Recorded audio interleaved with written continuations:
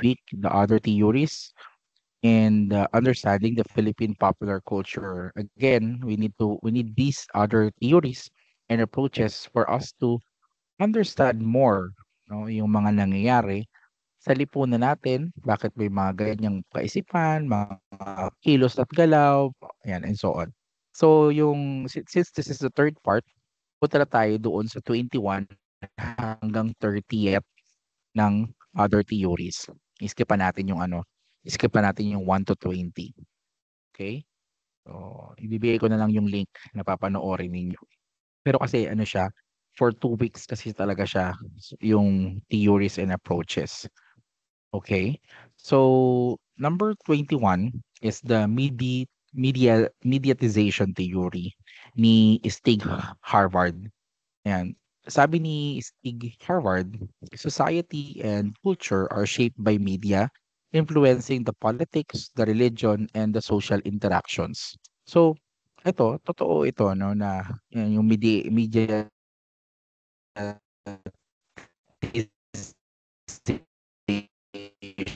theory. Because bata pa lamang tayo, we are heavily mediated na. Ibig sabihin, we consume media so much, 'di ba? Even ang way natin ng socialization are somewhat influenced by the media that we consume. So, yung mga pinagpapanood natin dati, somewhat may epekto yan kung bakit ito tayo ngayon. Yung pagkatao natin, attitude natin, behavior natin, no? Lahat yan, um, ano yan, influence yan by the media that we consume.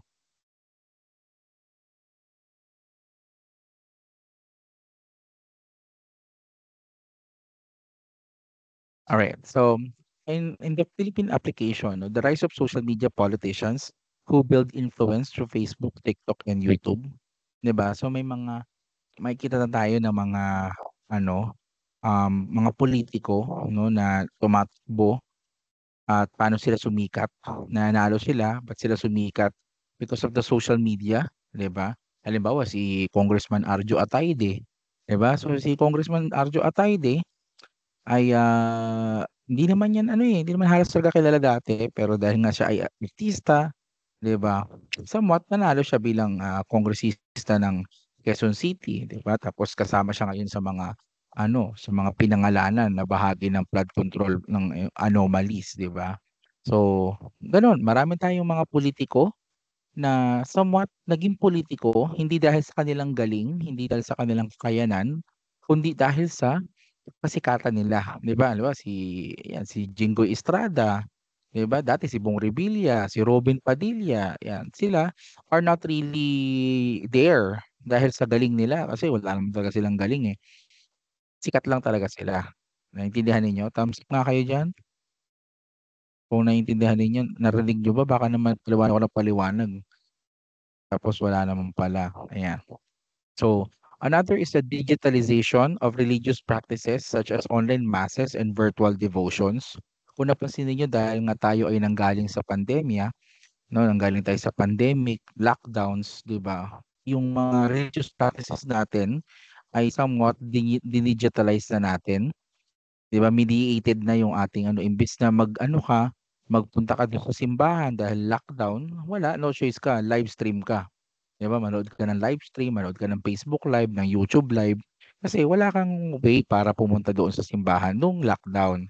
Kahit ngayon, 'no, yung mga matatanda natin na mga kababayan dahil hindi na sila capable na pumunta doon sa simbahan o sa sambahan, no choice sila kundi mag-live stream na lamang, 'yon. So, iba yung epekto pero still parang they feel fulfilled pa rin or somewhat satisfied kaya nagpapatuloy yung gano'ng practices.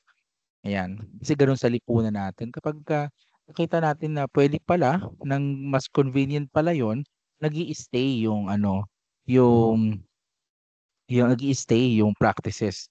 'Di ba katulad nitong online classes natin, dahil sa pandemic, 'di ba, yung learning natin dati face to face lang talaga dapat, ngayon hindi na pala yung mga GE subject katulad nitong subject na ito ay, puwede nang i-ano online. So, puwede nang gamitan ng media. So, ayun, 'no, so yung society natin, culture natin are shaped by the media that we consume no? Influencing our politics, the religion, and social interactions. Lastly, in the Philippine application is the media-driven nationalism. Yan, where historical events are reinterpreted through TV series, documentaries, and memes. So yung ano natin, napansin ninyo, 'di ba? Ngayon may mga umiikot na anomalies regarding sa flood control, corruption, 'di ba? Tingnan niyo ng maigi yung ano, yung interpretation nung mass o nung masa o nung lipunan doon sa mga bagay na yun. They are all media driven, 'di ba? Bakit kailangan mambato ng putik? Bakit kailangang ano magpintura or mag-spray ng spray paint doon sa pintuan ng mga diskaya para ano, para takaw atensyon ng mga media, 'di ba? Para kasing kapag hindi mo nagamit yung media sa panahon ngayon, nananatiling lihim, yung parang walang resibo, 'di ba? Yung point natin, walang resibo pag walang media. If it's not recorded by camera, wala, hindi ito nangyayari. Ganun rin yung nangyayari ngayon. Lagi dapat may media ka nakasama in doing things para meron kang resibo, no? At ah,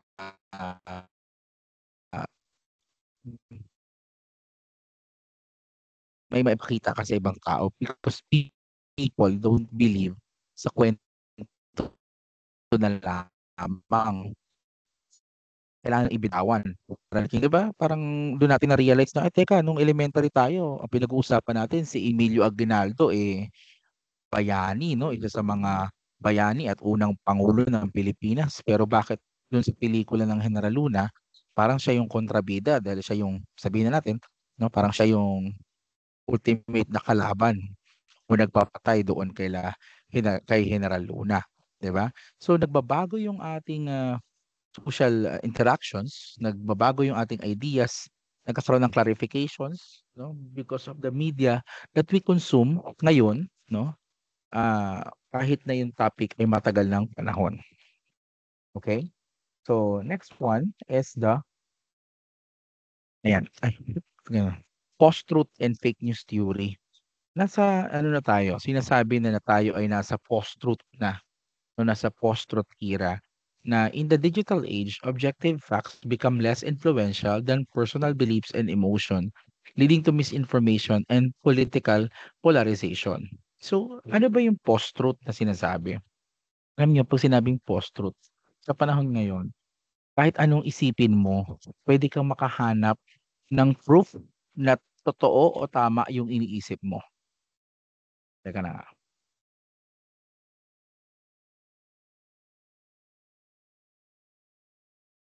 So yun yung post-truth na sinasabi ni McIntyre, na ito yung panahon na yung meron kang ano, halimbawa sabi mo, ang mundo ay flat. You can get information, you can get articles, you can get evidences na yung mundo ay flat, making it, you know, feeling, make it sounds like true, 'di ba? So gano'n, ano man ang paniwalaan mo sa panahon ngayon, puwede mong makuhanan ng ebidensya para mapatunayan 'yun. That's the post-truth na tinatawag. We are beyond truth, lahat ngayon totoo na. Kaya mo ng ano, gawa ng ebidensya. So anong problema doon? Kasi ang problema doon is that kasabay ng kaya mo ng patunayan lahat, hindi lamang yung totoo or hindi lamang yung tama yung napapatunayan mo, pati yung mali, pati yung peke napapagmukha mong totoo, 'di ba? So this is the age na meron na tayong tinatawag na fake news. Ano yung fake news? These are the news that are slightly um disoriented or binago yung detalye, may binawasan, binago, pinalitan, 'di ba? Pero it sounds like real, sounds like true. Yan, kaya tayo nasa post-truth na tinatawag. That in this digital age, yan, objective facts become less influential than personal beliefs and emotion, leading to misinformation and political polarization. Yung mga tao ngayon doesn't believe on objective facts. They are more believing based on their personal beliefs. Pag pinaniwalaan nila na ito yung totoo, kahit hindi yun yung totoo, nagiging mukhang totoo. No, napipeke sila, nadadaya sila. Kahit sabihin mo halimbawa paniwalaan mo, "Ay mga diskaya mababait yung mga 'yan, ay mga diskaya ano 'yan, um, um, okey lang 'yan." 'Di ba? Ikaw bahala ka sa buhay mo kasi kaya mong i-feed 'yun 'no, ng katotohanan na mga ano, kahit anong katotohanan gusto mong mahanap kasi nga this is the time of the post-truth. So ano yung Philippine application niya para mas maintindihan natin, yung sa spread of historical revisionism, 'yan. Ito yung panahon na ang dali ng i-correct yung mga history 'no. Halimbawa yung kay Bongbong Marcos 'no, yung panahon ng martial law ni Marcos. Dahil sila na yung nakaupo ngayon, Marcos na ulit yung nakaupo ngayon, they can change the history na alam nung mga malalaman rather ng mga kabataan ngayon. Iba doon sa history na nalaman namin 'no, kaming mga matatanda or kami na mga kaedaran ng mga magulang ninyo. So, nagkakaroon ng ano, historical revisionism, yung mga nakaraan, yung mga records ng mga nakaraan, binabago, ina-alter. So, nagiging yung news na yun o yung mga, evidences na yun, nawawala or nababago. Another is the rise of fake news influencers who reshape political discourse by distorting facts. Ang dami ng mga vlogger ngayon, kung sino-sino, kahit sino, no, kahit nga ata motorcycle driver eh. Oo, motorcycle driver ano na rin, influencer na rin ngayon, eh, 'di ba? Parang lahat vlogger na sa panahon ngayon. Nung pandemya ang daming nagsipag-open na ano, mga digital content creator. Anong gusto nila lahat? They wanted to reshape something on the discourse or paano pag-usapan yung mga bagay-bagay. So halimbawa, yung konsepto ng Leni Lugaw, 'di ba? Yung Leni Lugaw, ano yung nasabi na Leni Lugaw, 'di ba? O ngayon, lugaw ang ulam natin ngayon. Kasi ang binoto ng tao si Bongbong Marcos, 'di ba? Nagets niyo? 'Di ba? Gano'n eh. O tayo ngayon ang lugaw, hindi na si Leni. Si Leni mayor na ng ano, ng, Albay, 'di ba? Kung yun yung mga what ifs, eh, 'no? Kung si Leni Robredo kaya yung nanalo bilang pangulo,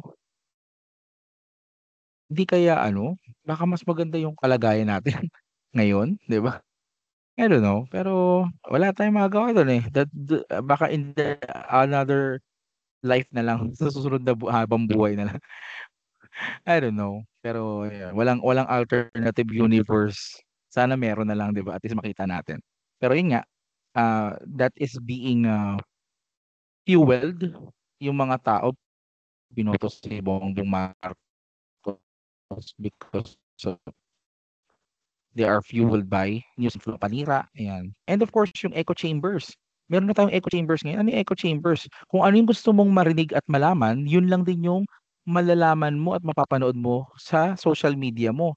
Yung algorithm ng iyong, cellphone, base yan doon sa iyong mga searches. Kung nag-search ka halimbawa ng about kay Bongbong Marcos, yung mga susunod na mga content na mapapanood mo ay are bongbong. That's the algorithm will go or that's the algorithm is doing. Binabago niya yung experience mo base doon sa searches mo. The reason why you search that kasi probably interesado ka doon. So anong gagawin ng algorithm? Lahat ng interesado ka, yun at yun lang ang ipapakita niya sa'yo, creating an echo chamber where people only consume news that aligns with their beliefs. Kung pro ka kay ano, pro ka kay I don't know, pro ka kay Jingoy Estrada, lahat ng content na mapapanood mo, pro kay Jingoy Estrada, 'di ba? Kay Joel Villanueva, 'yan sila. Ang ganda nung speech ni Joel Villanueva, 'di ba? Kaluluwa ng bayan, kaluluwa pa ng bayan pala, corrupt din pala 'no, lala.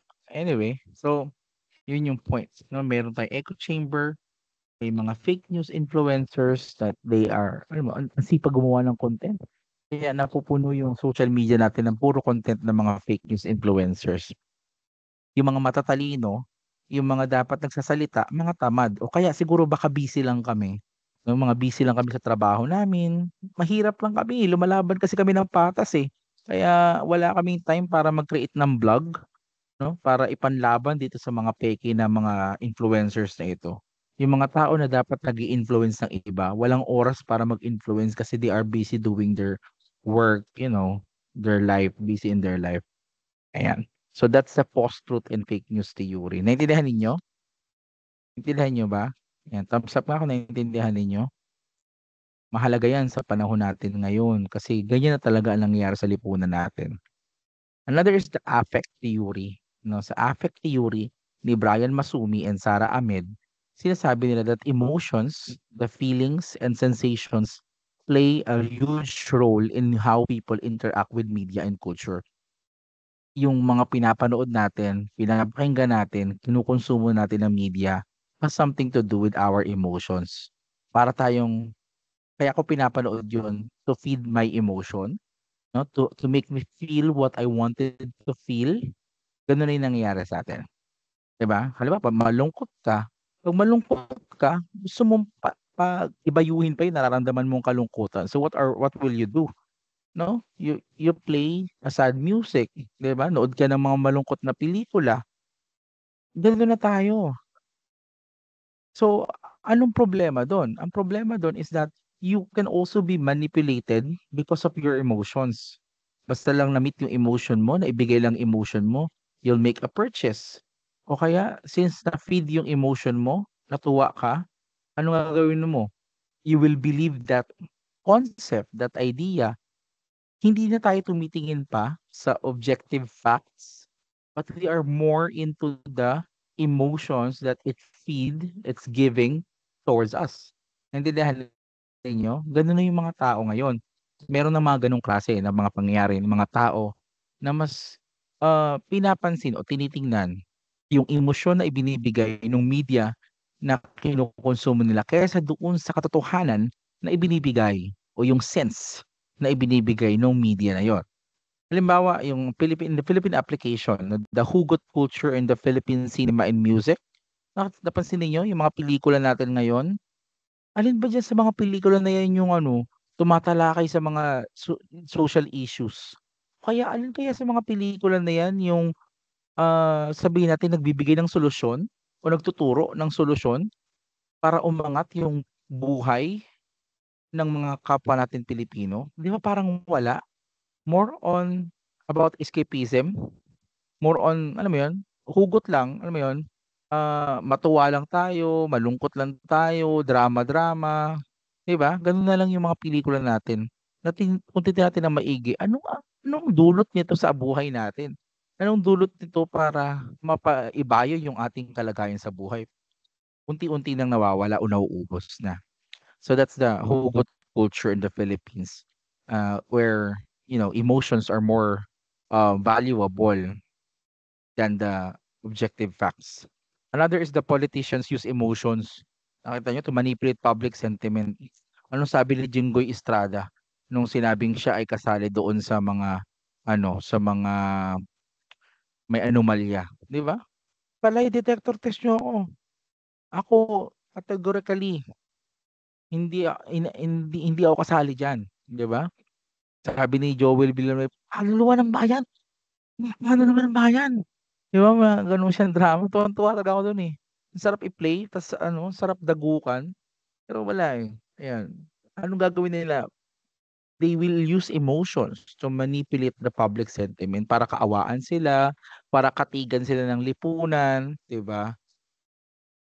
Sabi nga ni Vico Soto, eh, nililibang lang tayo baka malito lang tayo hanggang sa pabayaan na lang natin kasi nalito na tayo, 'di ba? Gano'n yung ginagawa nila, they use emotions to somewhat manipulate our sentiments, our discourses, yung side natin, yung kinikilingan natin, kinakatigan natin, nakadepende sa emosyon. 'Di ba anong gagawin nung pagka may kakilala ko, pagka kasalanan naman niya, ang gagawin niya, iiyakan niya. Iiyak-iyak siya para maawa kami sa kanya. Para kunwari siya na yung tama pero siya naman talaga yung bobo, 'no? Siya naman talaga yung katanghan naman talaga niya, yung dahilan kaya nagkakandaletse-letse kami, 'di ba? So, bakit? Ba't gano'n? Kasi ginagamit nga yung emosyon para para alam mo yun, para ba manalo ka sa argument, 'di ba? Huwag yung gano'ng pairalin 'yun, yung emosyon. Huwag kayong papatalo sa emosyon. Anong iyak-iyak, sampalin mo agad. Iyak-iyak ka diyan, kabubuhan mo, 'di ba? So, ayun, kahit sa klase ko ayoko nung ganyan, halimbawa mababa yung grade mo, ta's iiyak-iyak ka sa'kin, "Sir, baba po ng grade ko, wala na po bang itataas ito?" Eh, talaga dagukan kita. Sabi, ikaw, tarantado ka, gaganon. Iiyak-iyak ka pa sa'kin, kung 'di ka naging tanga, nung umulan ng kabubuhan hindi ka naligo, 'di ka nagbabad, hindi ka nagkakaganyan ngayon, 'di ba? Baka maaanuhan kita. So, another is the rise of fan-driven emotional movements, ayan, such as fans defending their idols on social media. Ayan, 'pag yung mga iniidolo natin, 'di ba nakita niyo si Arjo Atayde, kasali dun sa ano, sa mga may anomalya, 'di ba? Anong sabi ng mga tao? Ibalik yung Aldab, 'di ba? "God gave me you," 'di ba? Gano'n na yung ano natin. May mga fan-driven emotional movements na, sabi ng mga tao, "Sana magkabalikan si Maine saka si ano, Alden kahit para na lang sa bata." Para na lang kay ano, para na lang kay ano pangalan nun? Kay Chacha. Raisa, kay Raisa. Raisa Sinon? Ay hindi, Raisa May Dizon. Ayun, 'di ba? May mga ganyan, ba't may mga ganyan, mga dagdag karakter, pampaepal lang sa lipunan. Raisa Labok. Raisa Labok, thank you, thank you. 'Di ba? Para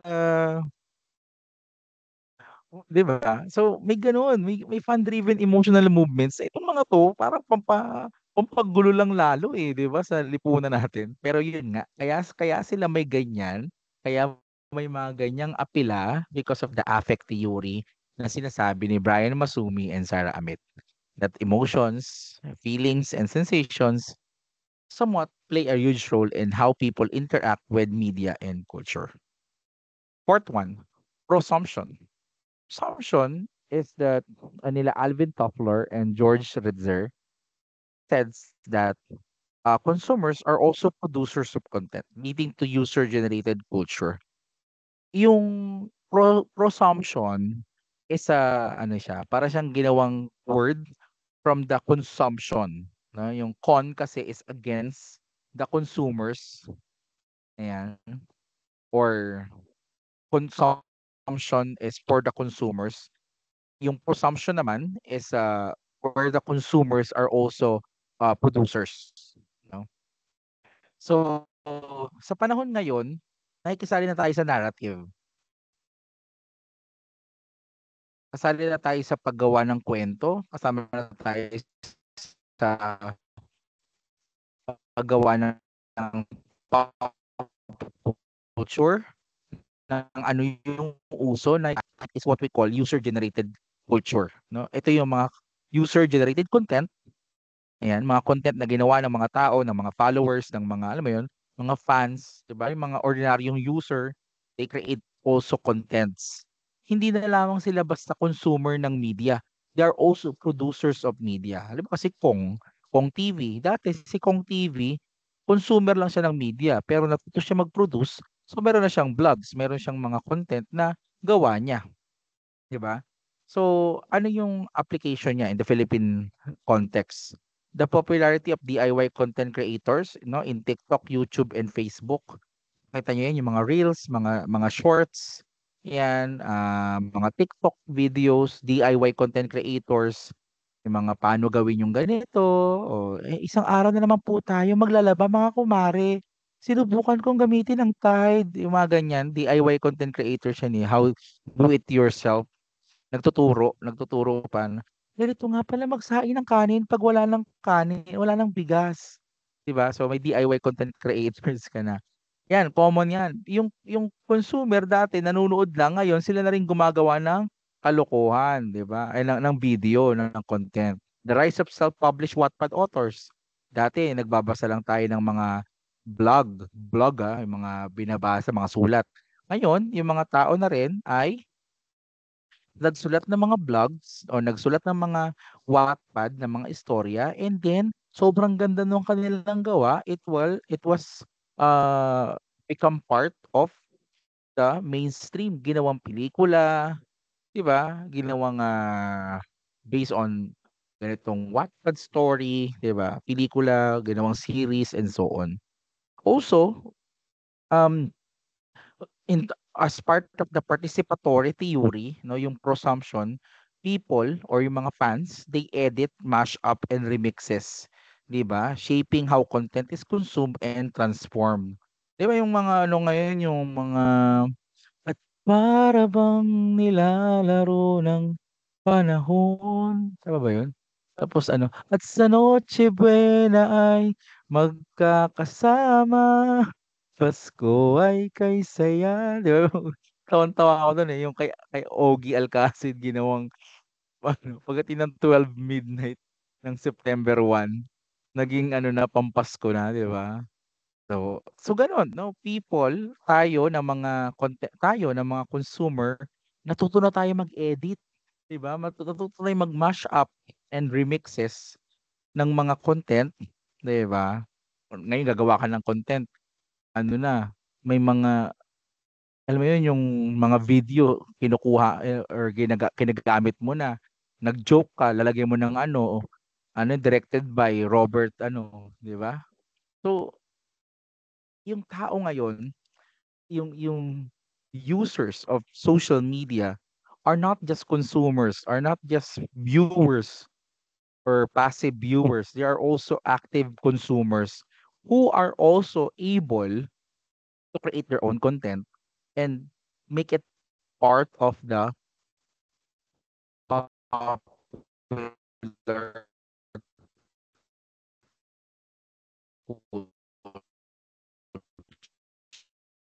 culture, or wi make it part of the popular, 'di ba, yung mga viral and so on. That's the presumption, Gillespie.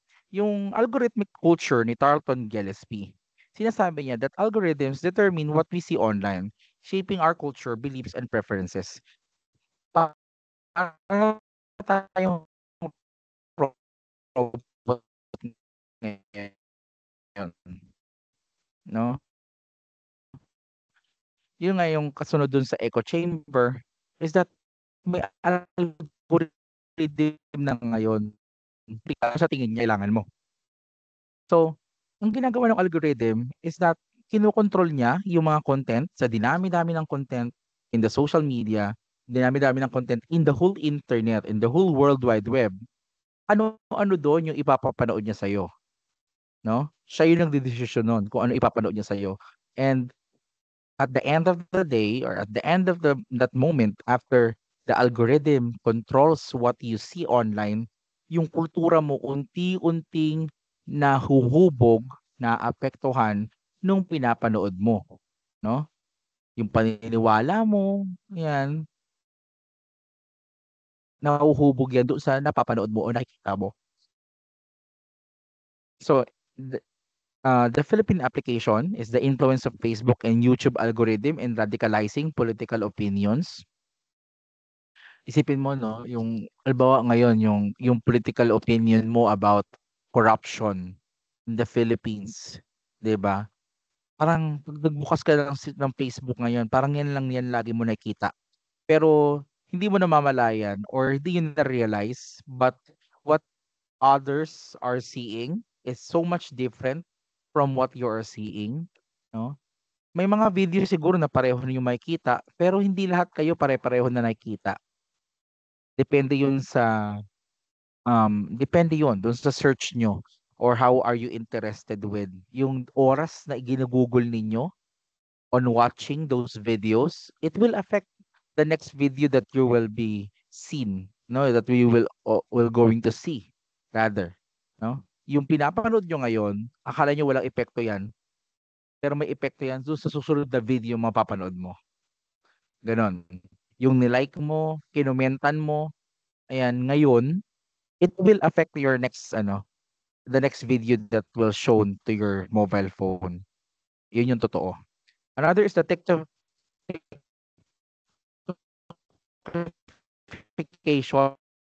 TikTokification of culture where trends are dictated by viral content. Yan. Kung ano yung basta, kung ano yung uso, no, lalo siya nagiging uso. Kasi ang term ng TikTokification ng culture is kung ano yung uso, yun yung ginagawa ng mga tao, ginagaya ng tao. Yung ano yung uso. Halimbawa, may naging uso yung pagpapakamatay. Asahan mo yan. Maraming magpapakamatay kasi mga ano yung mga bobo yan eh. Marami sa mga nagtitik mga bobo eh. 'Di ba? Sunod na lang sunod sa uso. Nakita mo may kumaldag, lahat sila kakaldag din. Kaldagan na, 'di ba? Gano'n yung nangyayari ngayon. Yung kultura ngayon, sa dinami-dami ng kulturang pwede mong ipakita, ibinabase mo kung ano yung uso. Yun yung ipapakita mo. Halimbawa, may sumayaw ng spaghetti pababa. Yan. Magaling ka rin sumayaw magaling ka rin sumayaw, pero ang gagawin mo, sasayawin mo spaghetti pababa. Bakit? Kasi yun yung uso. Nagets niyo yung point? Yung kakayanan mo, marami ka namang kakayanan, pero binabase mo yun doon sa ano yung viral o ano yung trending. Nagets nyo? Thumbs up nga kayo. Nandiyan pa ba kayo? Hello? Yeah, thank you. And last is the manipulation of search results. Ayan, yung Facebook, Google, lahat ng search engine, they have the power to manipulate the search results. May kakayanan sila kung ano yung gusto nilang ipakita sa iyo. 'Di ba yung tinatawag nating search engine optimization? Pag nag-search ka, may ranking kung ano yung pinakamataas, ano yung pinakauna, malamang sa malamang yun yung pipindutin mo. Paano kung yung nasa unahan ng search results, nagbayad pala siya para mapunta sa pwesto na yun. 'Di ba? So, meaning that result is being yielded not because of its relevance, but because of the money invested on the searching, no? On the process of searching. Ganun yung nangyayari ngayon. Pag gusto mong, alam mo, si Bam Aquino. Si Bam Aquino, anong gusto niyang marinig ng marinig yung pangalan niya, anong gagawin niya? Hindi, bayaran niya si Google, no? Na para pag mayroong naghanap ng senador, Ma'am Aquino agad yung papakita niya, gano'n yung point. So, puwedeng mamanipula yung resulta ng search engines, mapa-Facebook man 'yan, YouTube, anything, 'no, na may search bar, yung result niyan puwedeng mamanipula ng ano, ng pera. 'Pag malaki binayad mo, ilalagay ka sa unahan. Excuse me, ayan. Nage-gets niyo yung algorithmic culture, 'no, yung kultura natin are somewhat dictated na ngayon ng algorithm ng mga social media o ng internet. Cool Capitalism by Jim McGinnon. Itong cool capitalism is that it is a capitalism adapts by making rebellion, subversion, and counterculture profitable. Bakit itim yung pinaka madalas binibili na produkto ng mga tao? 'Di ba? Bakit hindi puti? Kasi mas cool yung itim eh. 'Di ba? Mas cool yung itim. Pakita mo dun sa ano, sa t-shirt may picture ni Satanas, yun yung binibili. Kasi tingin ng mga tao, kapag ungodly ka, kapag masama ka, rebelde ka, cool ka, 'di ba? Alam mo yun, yung mga lakad ng ano, 'pag lumakad mayabang tingnan. Akala ng mga tao ngayon, yun yung cool, 'di ba? Sa klase, yung mga kalalakihan ang iingay, 'di ba? Akala nila cool 'yon, akala nila maganda 'yon, hindi totoo 'yon 'no. Part 'yun ng cool capitalism na sa lipunang ito, may mga aspeto katulad ng rebellion, subversion o yung paglaban o counter culture against a certain culture, pinagkakakitaan, 'di ba? May mga kita mo yung mga damit, mga itsura ng mga bungo, mga gano'n, ang pangit, 'di ba? Mga pangit, 'yun yung pinagkakakitaan. Sa gano'ng konsepto yung cool na tinatawag. Ano yung cool? 'Yun yung ano, against the ano 'yan? Against the norm, mga gano'n or, ang tawag nila diyan, anti-social, mga gano'n.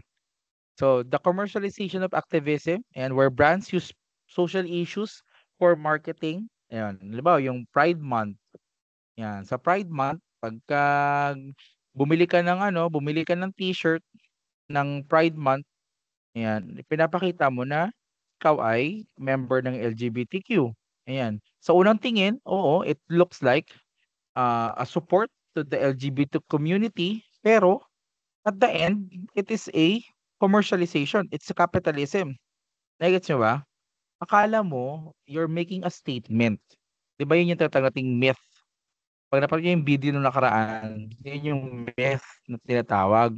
Akala mo, you're making a statement. Pero at the end of the day, the capitalists are just making money out of your beliefs. 'Di ba? Bumili ka ng t-shirt ng Pride Month, akala mo you're making a statement like, I'm a part of the LGBTQI, 'di ba? Pero, oo, that's a point. Pero mayroon ding point doon na, teka lang, talaga ba na yun yung aim? Baka naman pinagkakakitaan lang nila tayo, 'di ba? Halimbawa, yung mga t-shirt ng organization, 'di ba? Mag-org shirt kayo, o 'pag bumili ka ng org shirt, it tells you like you are supporting the organization, pero at the end of the day, it is a capitalism, 'di ba? Gano'n. Pero siyempre, yun nga, commercialization ng activism. Yung full capitalism is yung negative, pinagkakakitaan, ginagawang profitable. The way woke culture is used in advertising to attract younger consumer, 'di ba? Mga bata ngayon, nakapanghikaw, may hikaw sa ilong, sa dila, ayan. Wala namang masama dun, pero that's the woke culture na tinatawag. Ano yung aim ng woke culture? Para bang magmukhain kang woke, 'di ba? Tapos pagka dahil woke ka, oh, 'di bibili ka. Tignan niyo yung ano, yung example niyan dito sa Pilipinas. Yung salamin, yung salamin. Nung time namin, pagka may salamin ka, ibig sabihin matalino ka. So, anong ginagawa ng mga hindi naman matalino? Para magmukha silang matalino, magsuot sila ng salamin. Kahit di naman malabo yung kanilang mata, 'di ba? Gano'n yung concept.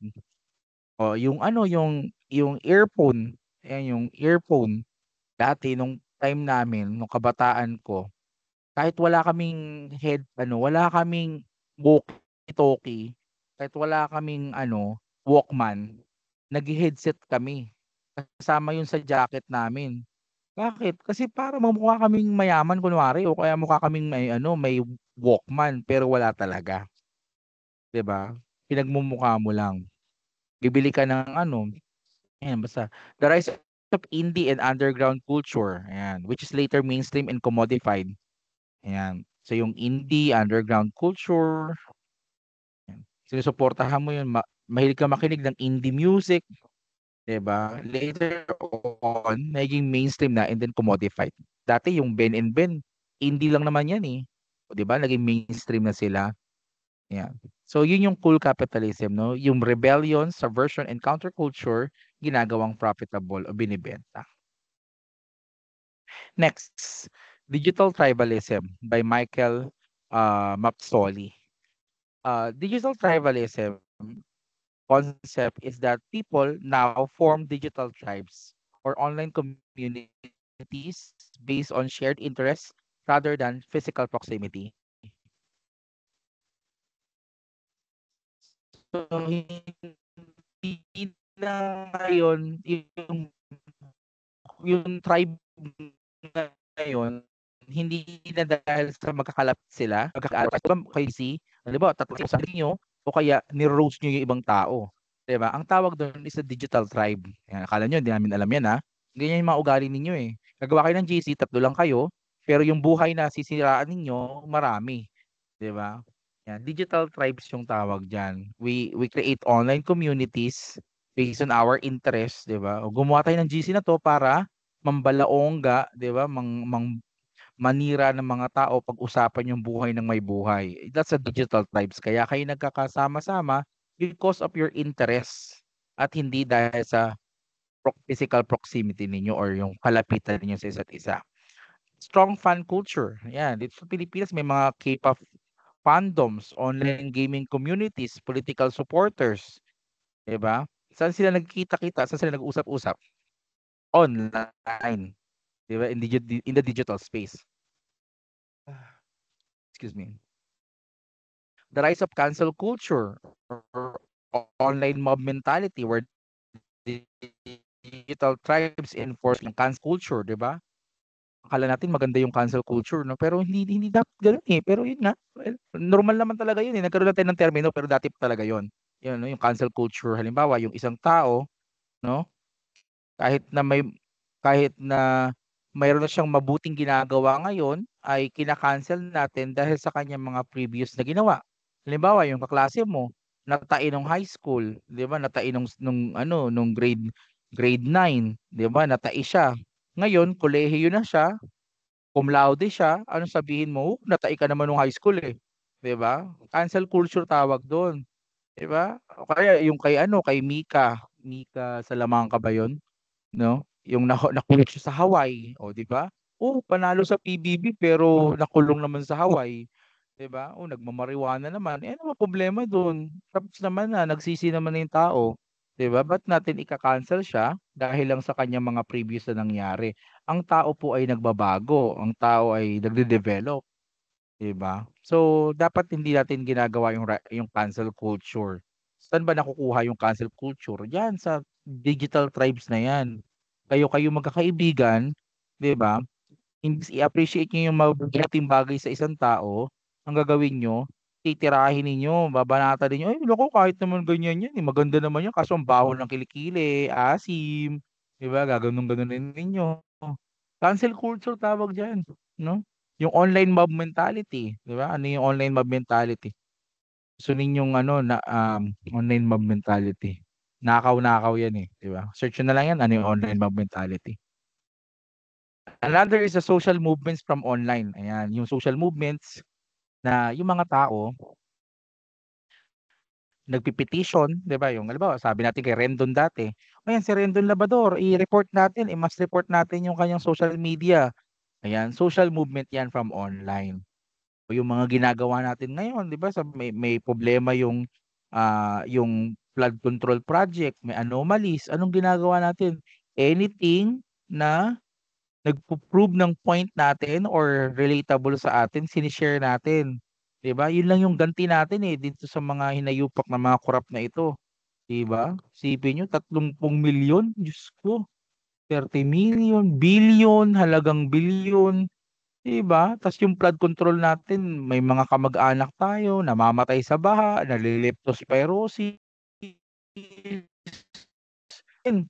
'no? Itong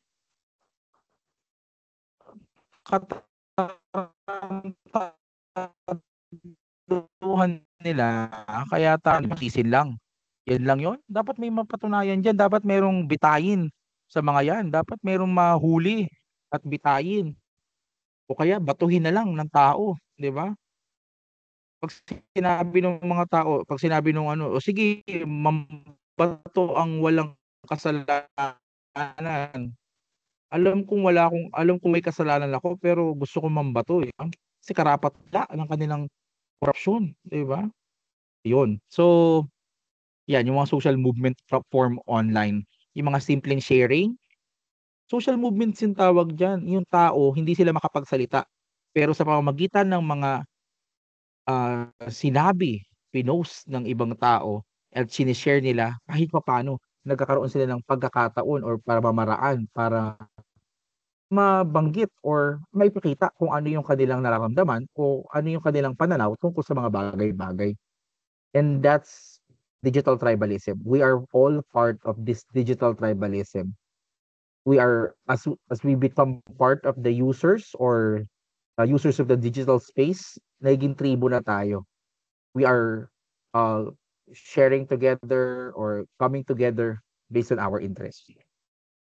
Hauntology, yeah. Hauntology by Jacques Derrida and Mark Fisher. Society is haunted by lost futures or nostalgia for what could have been, often seen in popular cultures. The longing for past golden age, such as Marcos era nostalgia or 90s OPM nostalgia. The use of throwback aesthetics in music, fashion, and media. Yan, retro style indie film like Ang Nawawala. The feeling that nothing new is being created with constant remakes and revivals. Ano yung ontology? sinasabi ni Derrida and Mark Fisher that ang lipunan natin ay ano, hindi natin alam kung saan tayo papunta. Wala tayong direksyon. No, yung lipunan natin na kaya tayo nawawala ng direksyon kasi masyado tayo nakakapit doon sa nostalgia natin, no? Masyado tayong nanghihinayang sa past natin, sa mga tapos na natin. Marami tayong what ifs. Gano'n yung lipunan natin. Na ngayon, dahil sa sobrang dami ng what ifs natin, hindi na natin kayang i-figure out ano ba dapat yung future na meron tayo.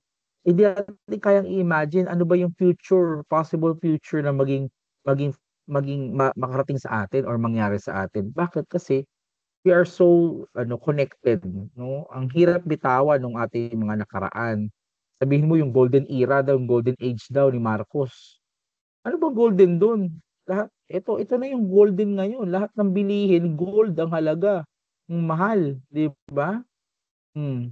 Gusto mo golden age. Ayun pala yung meaning ng golden age. Lahat ng bilihin, mahal. Alam nyo, kung sabihin yung golden age yung panahon na pinamibigay sa mga kabataan, ibig sabihin, kaya may Nutriban kasi mga malnourished yung mga bata. Isipin nyo yun. Gusto nyo ba ng Nutriban? Pagka binigyan kayo ng Nutriban, ibig sabihin, kulang kayo sa nutrisyon, kaya kayo binibigyan ng Nutriban. 'Di ba? Anong kailangan ngayon? Ang taas-taas ng tax natin, lahat ng bilihin ang mahal-mahal, 'di ba? Dapat bawasan yung tax. Ang gawin, i-subsidize yung bilihin, pamurahin yung bilihin para kahit yung low level earners kayang makasurvive. Sa panahon ngayon, kahit anong benepisyo binibigay mo, 13th month, 14th month, bonuses, sangkaterbang bonuses ibigay mo, yung makakatanggap lang yan, yung makasurvive. Eh, paano naman mga kababayan natin na hindi naman, wala namang natanggap na ganun? Yung mga kababayan natin na nagsusumikap, lumalaban ng patas, pero mababa ang kinikita para lang mabuhay. Diba? Mahal pa rin yung kanilang bilihin. Hindi solusyon ang mataas na sahod. Ang solusyon ay ang mababang presyo ng pamumuhay o yung cost of living. Yun. Kaso, hindi natin magagawa yung future na yun. Bakit? Kasi we are in the ontology. We dream of something or comparison of our past.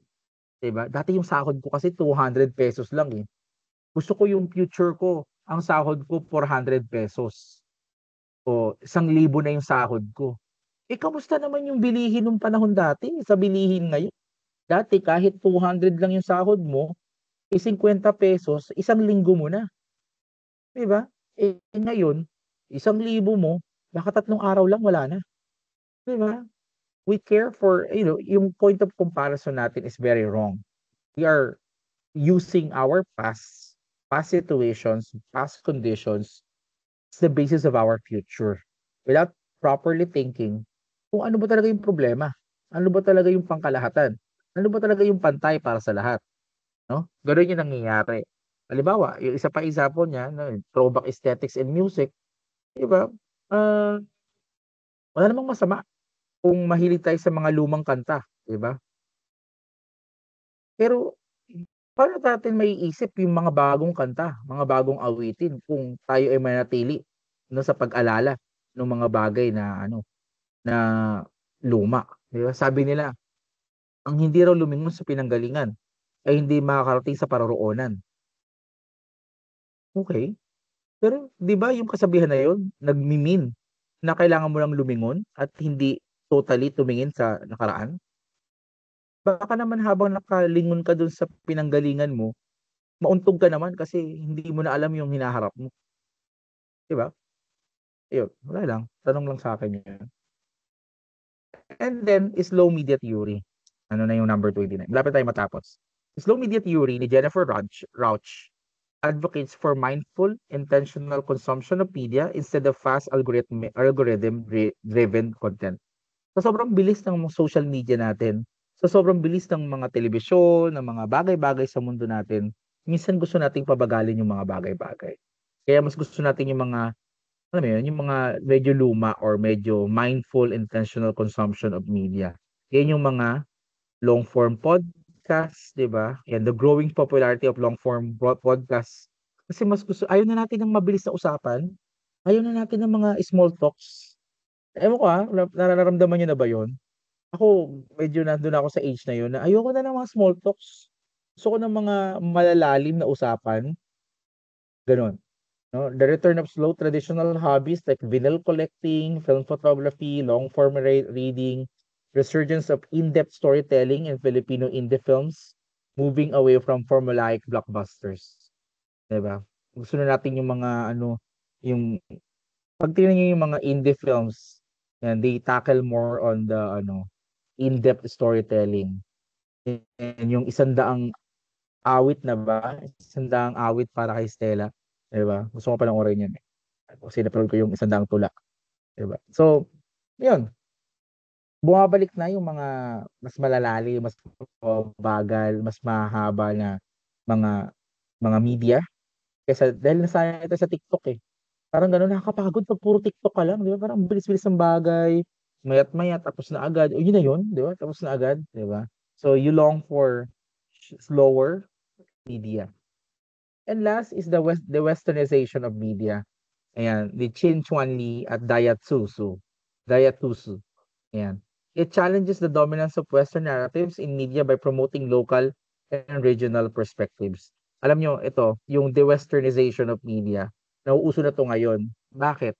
Kasi kahit sa pelikula, no, bilang isang profesor ng media at profesor ng pelikula, nararamdaman ko na yung mga pelikula na gawa ng mga local natin, mga nasa regional, gawang Bisaya, Hiligay noon, 'no, mga pelikula galing sa Mindanao, galing sa norte, nakakarating na siya sa Kamaynilaan natin, 'no. Yung Sinag Maynila halimbawa, is a film festival, marami sa mga pelikula nila ngayon are coming from the Bisaya area, Bisaya filmmakers. Yung dialogues ay Bisaya na somewhat maganda rin siya 'pag in-appreciate, 'no? May napanood ako na na interview ni Sir Ryan Cayabyab 'no, isang ang ating national artist for music. Ano yung problema doon sa K-pop at, American-ish na mga Filipino singers? 'Di ba yung mga Filipino singers natin, magaling sila kumanta, pero ano yung kinakanta nila English, K-pop, P-pop, halong Pilipino, halong Amerikano, Ingles. Ano yung problema dun? Sabi niya, para tayong para tayong hardware. We appreciate the hardware, but we don't understand the software, 'di ba? Oo, magaling si Regine, magaling si Sarah Geronimo, magaling sila Bamboo, magaling yung mga singer natin, but they are singing in American or westernized music, 'di ba? Para silang makina na ang binubuga, produkto rin naman ng ibang bayan, ng ibang bansa, 'di ba? So, now is the right time or I think itong panahon natin, yung magandang panahon para ma-appreciate din natin yung tunay na galing ng Pilipino sa pag-awit ng mga awiting Pilipino, no, nasa wikang Filipino. Ayan. So, the rise of Southeast Asian cinema as an alternative to Hollywood and Korean dominance. Ayan, mga pelikula natin na gawang Pilipino, kwentong Pilipino. Ayan, the shift towards Filipino-produced content, local teams rather than copying Western formats, 'di ba? Mas gusto na natin yung kwento natin kaysa dun sa kwento ng ibang bayan. And of course, the promotion of indigenous and folk traditions in mainstream media. Yan. Yung Encantadia nga, hindi pa ako natuwa diyan, eh. Dapat ibalik nila yung mga yung mga Amaya, Amaya ata yun or Amaya, si Marian Rivera, 'di ba? Mga yun, tingnan niyo yung Muslim yung Muslim-centered culture natin, parang wala na wala na tayong gaanong napapanood ng mga palabas na tumatakal sa kultura natin ng mga Muslim dito sa Pilipinas, 'di ba? Dati meron pa tayong mga yung mga datu-datu, mga basta mga Muslim na konsepto, 'di ba? Pero ngayon wala na. 'Yan, dapat siguro bumalik yung mga gano'n 'no, para ma-achieve natin yung de-westernization of media. kahit sa ibang bansa, no, kahit sa Southeast Asia, sa China, sa Thailand, Indonesia, mapapansin ninyo na nagkakaroon na rin ng de-westernization of media. Na bagaman sila ay naging alipin ng mga western countries, yung kwento na ikinikwento nila ay somewhat more on local team na nila. Siguro napagod na tayo sa mga palabas ng Hollywood, ayan, and so on. Ayun. So, yun lang yung third part ng ating other theories in understanding popular culture. I hope you learned something tonight. And I'll stop the recording here. Ayaw na gumalaw. Sana yun.